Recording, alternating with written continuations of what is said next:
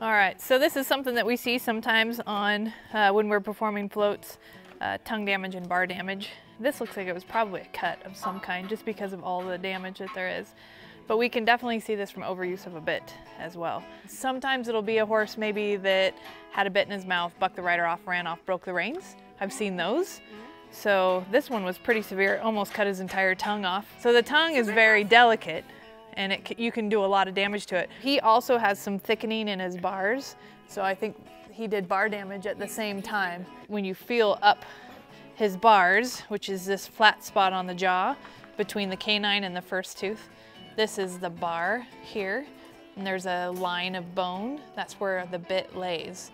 Usually when you have damage like this to a tongue, this horse would have had its tongue pulled back, and that bar damage is right here on this particular horse, so that bit was down pretty far in his bit, or in his mouth. Typically that's a leverage style bit, so when you pull on this, it rocks this part forward, unless it's a gag bit. We see those too, and so that's why his damage is probably right here. For him, with that damage in there, what I would want is either like a comfort snaffle or a mole-in mouth, something like that, especially with the damage to the bars, so that you're not having the pressure on his bars when you're riding him.